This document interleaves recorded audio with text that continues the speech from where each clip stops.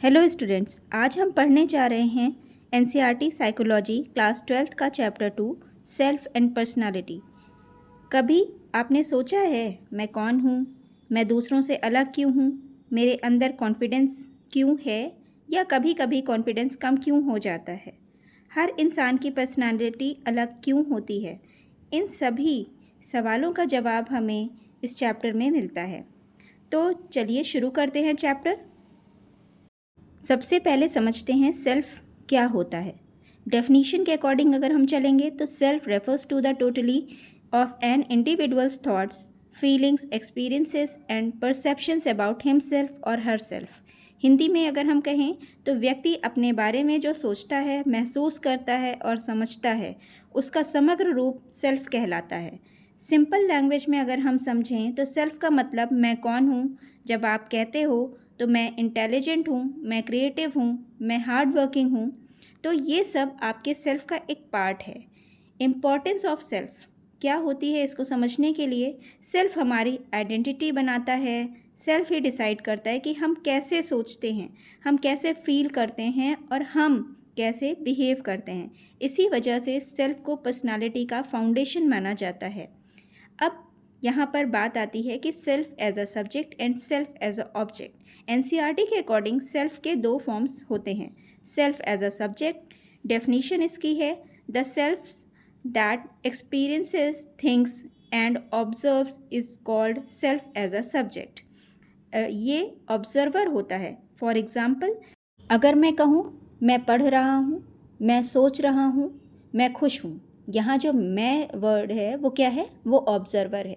फिर अगर हम बात करें सेल्फ एज अ ऑब्जेक्ट तो इसकी डेफिनीशन है self that is known as described called self as an object. ये डिस्क्रिप्टिव सेल्फ होता है।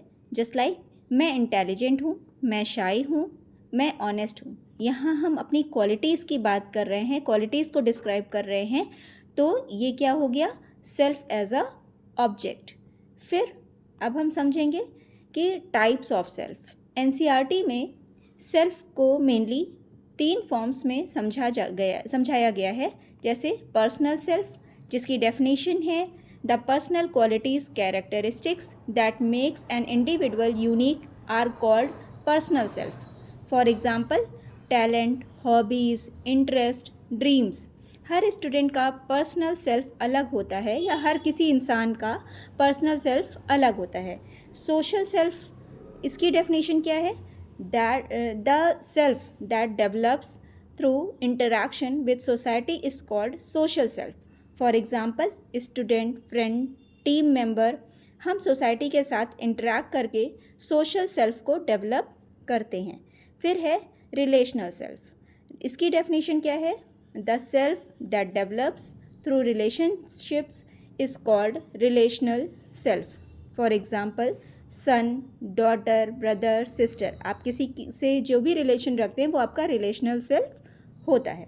अब हम यहाँ पर समझेंगे कि सेल्फ कॉन्सेप्ट। अब आता है चैप्टर का बहुत ही इंपॉर्टेंट टॉपिक, इसकी डेफिनेशन है सेल्फ कॉन्सेप्ट की।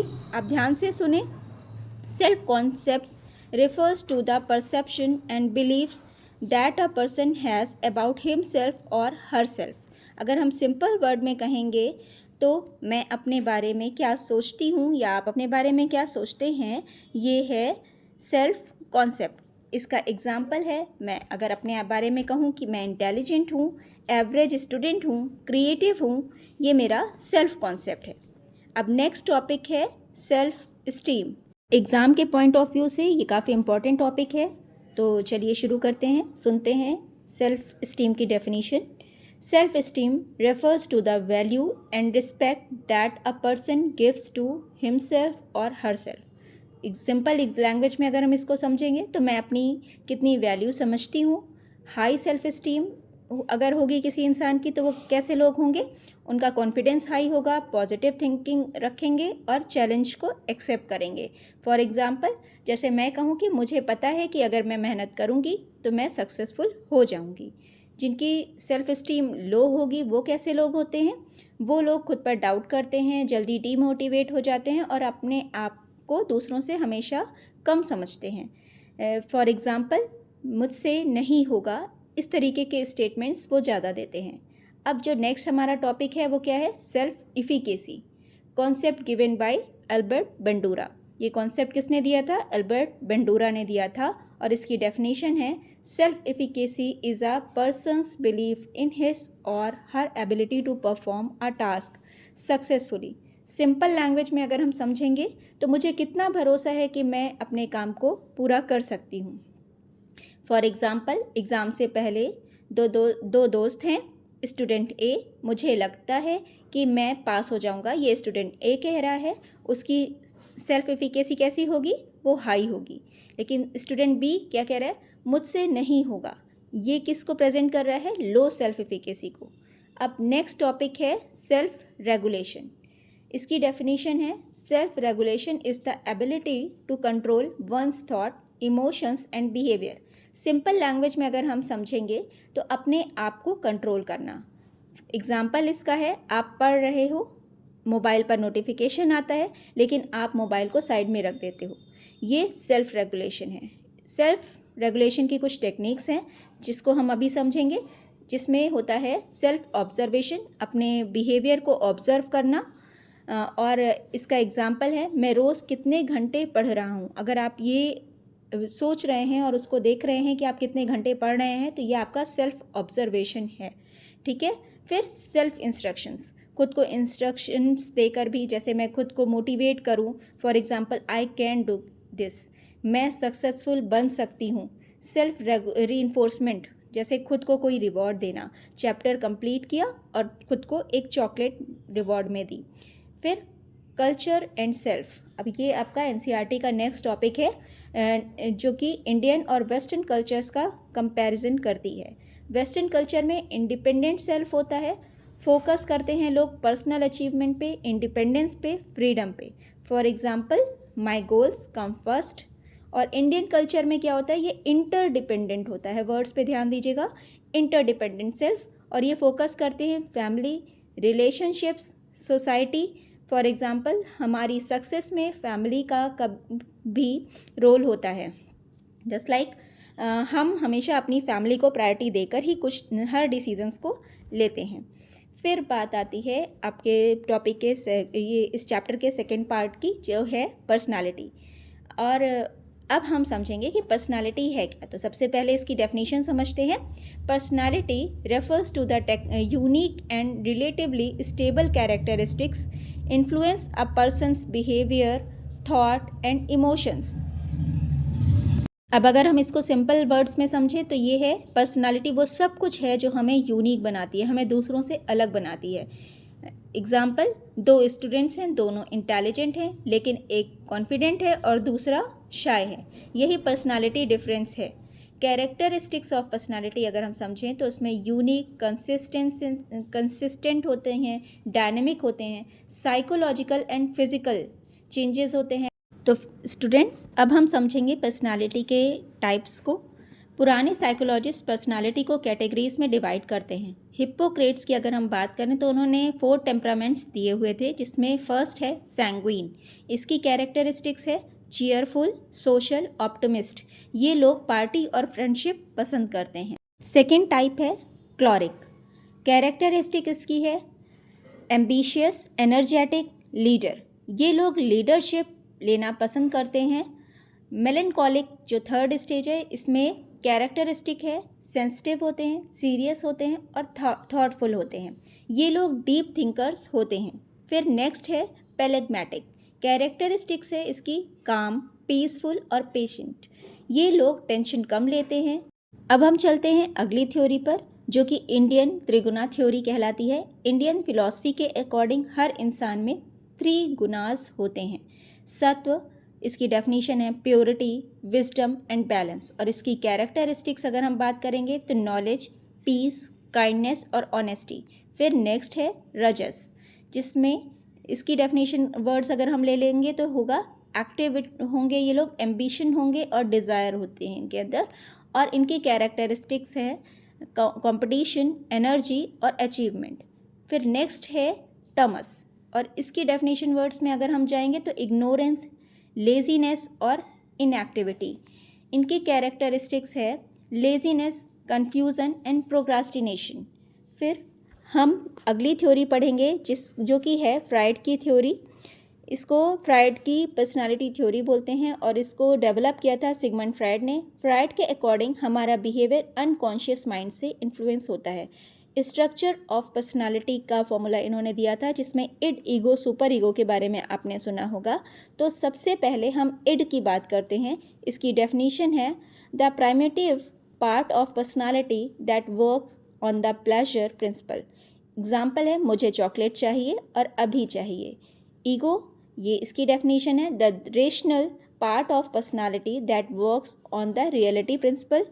फॉर एग्जाम्पल, पहले एक होमवर्क एक्सप्लेन कर लेता हूँ और उसके बाद मैं कोई दूसरा काम करूँगा। लेकिन सुपर ईगो जो है वो क्या कहेगा? डेफिनेशन इसकी है the moral part of personality that works on ethical principle. Example है हेल्दी फूड खाना चाहिए, मतलब जो मैंने फर्स्ट में कहा था कि मैं पहले चॉकलेट खा लेता हूँ, वो चीज़ मेरी कि मुझे तुरंत चाहिए, ये कौन कह रहा था? ये मेरा इड कह रहा था। लेकिन ईगो ने मुझे बताया कि नहीं, मुझे पहले होमवर्क कर लेना चाहिए, और सुपर ईगो मेरा कह रहा है कि नहीं, जो चॉकलेट है वो हेल्दी फूड नहीं है। डिफेंस मैकेनिज़्म का काम करता है ये। एंग्जाइटी से बचने के लिए ईगो डिफेंस मैकेनिज़्म यूज़ करता है। फिर रेस्पिरेशनल पेनफुल मेमोरीज़ को दबा देना, डिनायल, रियलिटी एक्सेप्ट ना करना, और प्रोजेक्शन मतलब अपनी फीलिंग्स को दूसरों पर डाल देना। इन सारे वर्ड्स को आप ध्यान से सुनें क्योंकि ये सारे एग्ज़ाम में पूछे जाते हैं। फिर उसके बाद आता है जो आपका रेशनलाइजेशन होता है, एक्सक्यूज़ बनाना। फिर रिग्रेशन, बच्चों जैसा बिहेवियर करना। ये सारी चीज़ें फ्राइड ने अपनी थ्योरी में बताई है। फिर नेक्स्ट थ्योरी जो है वो है बिग 5 पर्सनालिटी ट्रेट्स, जिसको ओशन के नाम से हम जानते हैं। मोस्ट फेमस मॉडर्न थ्योरी है। ओ फॉर ओपननेस इसकी कैरेक्टरिस्टिक्स है, creative and imaginative. C for conscientious, जहाँ पर रिस्पॉन्सिबल और डिसिप्लिन आएगा। फिर ई फॉर एक्सट्रावर्जन, जहाँ पर सोशल और आउटगोइंग पर्सनालिटी होगी। ए फॉर एग्रीएबलनेस, काइंड और कोऑपरेटिव होगा। एन फॉर न्यूरोटिसिज्म, इसकी कैरेक्टरिस्टिक्स है इमोशनली अनस्टेबल। और फिर अब हम पढ़ेंगे ह्यूमनिस्टिक अप्रोच के बारे में। इम्पॉर्टेंट इसके जो साइकोलॉजिस्ट हैं वो कार्ल रॉजर्स हैं। कार्ल रॉजर्स के अकॉर्डिंग हर पर्सन में ग्रोथ और सेल्फ डेवलपमेंट की नेचुरल टेंडेंसी होती है। अब हम चलेंगे चैप्टर के नेक्स्ट पार्ट पर, जो कि है पर्सनालिटी असेसमेंट, व्यक्तित्व का आकलन। पर्सनालिटी असेसमेंट क्या है, तो पहले इसकी डेफिनेशन से समझेंगे। Personality assessment is a systematic process of understanding and measuring an individual's personality characteristics.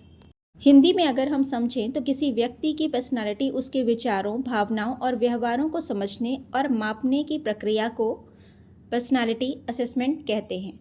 Simple language में साइकोलॉजिस्ट ये जानने की कोशिश करते हैं कि व्यक्ति कैसा है, कैसे सोचता है, कैसे फील करता है, कैसे रिएक्ट करता है। इसी को पर्सनालिटी असेसमेंट कहते हैं।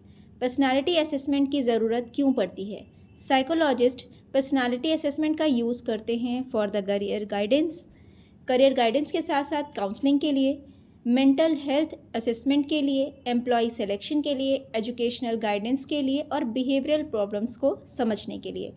एग्जाम्पल है, अगर एक स्टूडेंट बहुत शाय है और क्लास में पार्टिसिपेट नहीं करता तो काउंसलर पर्सनालिटी असेसमेंट के थ्रू उसकी पर्सनालिटी को समझ सकते हैं। ये अब एनसीईआरटी के according main methods of personality assessment समझते हैं।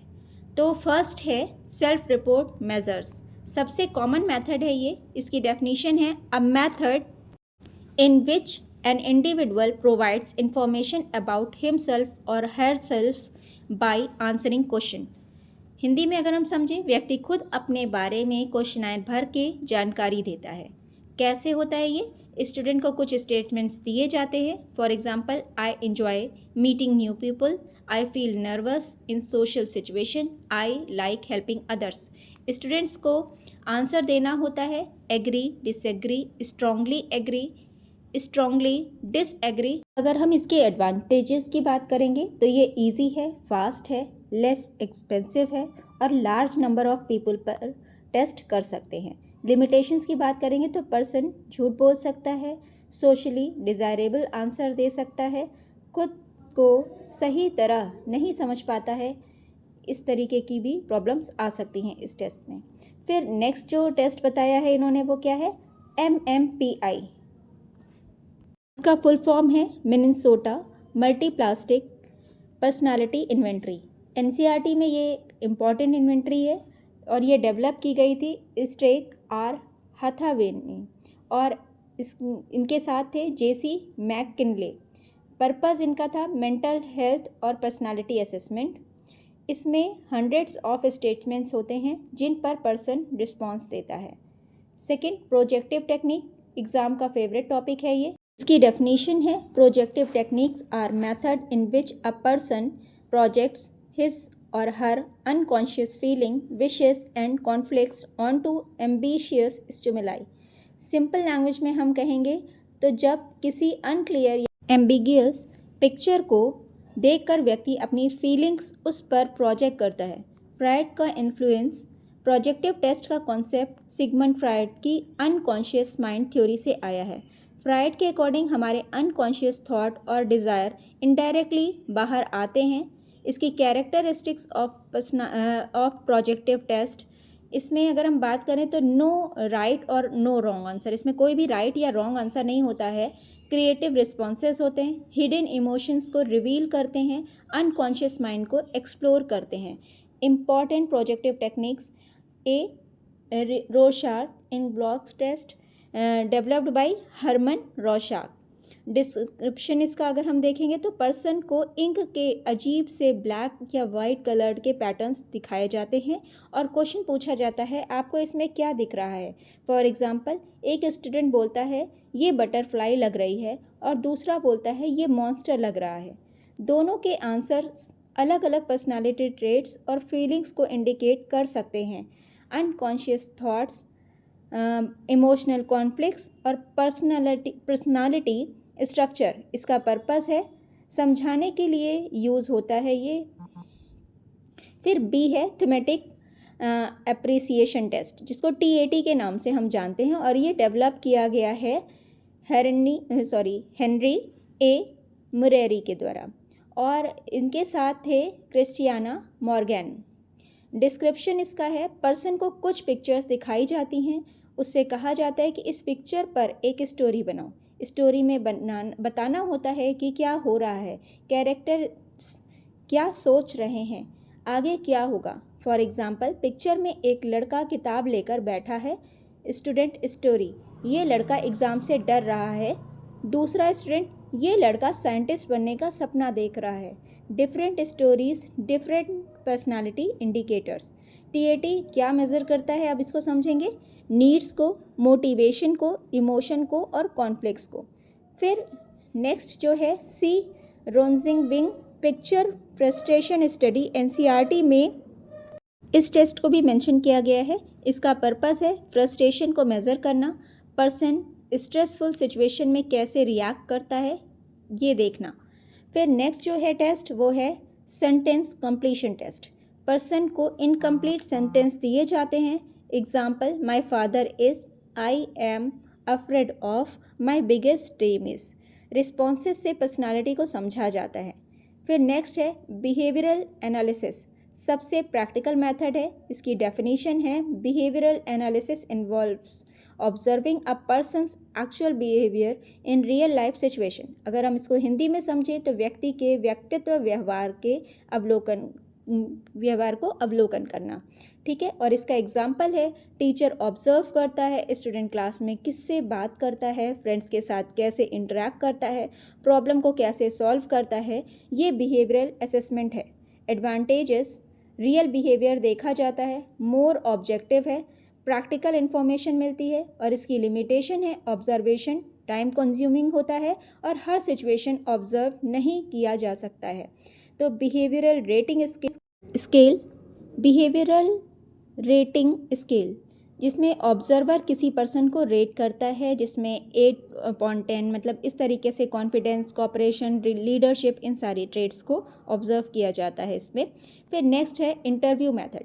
साइकोलॉजिस्ट डायरेक्ट इंटरव्यू लेता है, क्वेश्चन पूछता है आपको क्या पसंद है, आप किस बात से स्ट्रेस्ड होते हैं, आप फ्यूचर में क्या बनना चाहते हैं।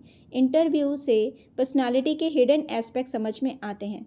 पर्सनालिटी असेसमेंट कंपैरिजन, ये नेक्स्ट मेथड है, और ये क्या करता है, सेल्फ रिपोर्ट। पर्सन खुद बताता है कि वो कैसा फील करता है, वो क्या चीज़ें फील करता है, उसके बारे में बताता है। फिर नेक्स्ट है projective test. Unconscious feelings reveal करते हैं। Behavioural analysis, actual behaviour observe किया जाता है। फिर नेक्स्ट जो टॉपिक आता है वो है इंटरव्यू। डायरेक्ट इंटरेक्शन से इंफॉर्मेशन मिलती है। तो आप सभी ने इन सारे मेथड्स को समझ लिया होगा। अब ये समझते हैं कि बोर्ड एग्ज़ाम में जो आंसर्स होते हैं वो 5 मार्क्स का personality assessment is the process of understanding and measuring personality characteristics. NCERT के अनुसार पर्सनालिटी असेसमेंट के मेजर मेथड जैसे self report, measures, projective techniques, behavioural analysis हैं। सेल्फ रिपोर्ट में जो व्यक्ति खुद इंफॉर्मेशन देता है इसको बोलते हैं प्रोजेक्टिव टेक्निक, जैसे रॉरशॉक ब्लॉक टेस्ट और टीएटी। अनकॉन्शियस मोटिव्स और फीलिंग्स को रिवील करते हैं। बिहेवियरल एनालिसिस में व्यक्ति के एक्चुअल बिहेवियर को ऑब्जर्व किया जाता है। और personality assessment counselling, career guidance और एजुकेशन और मेंटल हेल्थ असेसमेंट में बहुत उपयोगी है। अब कीवर्ड्स की बात करें तो सेल्फ रिपोर्ट मेजर्स जो है वो MMPI, प्रोजेक्टिव टेक्निक्स में जो टेस्ट आते हैं वो रोरशॉक ब्लॉक टेस्ट है, TAT है, बिहेवियरल एनालिसिस है, इंटरव्यू है, पर्सनालिटी इन्वेंट्री है, अनकॉन्शियस मोटिव्स है, ऑब्जर्वेशन मेथड है। ये सेक्शन चैप्टर 2 के पर्सनालिटी असेसमेंट टॉपिक को बिल्कुल बोर्ड एग्ज़ाम के लेवल पर आपको समझाया गया है, तो प्लीज़ इसको बहुत ध्यान से सुने। इसके फर्स्ट पार्ट में जो चीज़ें बताई गई थी, जस्ट लाइक जो स्टार्टिंग में मैंने आपको बताया था, वो एग्ज़ाम के लिए इंपॉर्टेंट है। जैसे आपने सेल्फ का कॉन्सेप्ट पढ़ा था, self concept, self esteem, self efficacy, self regulation, और जो इसके पर्सनालिटी ट्रेट्स वगैरह आपको बताए गए थे, इन सबको बहुत अच्छे से नोट्स बनाकर बच्चों पढ़ाई कीजिए। Thank you for watching this video.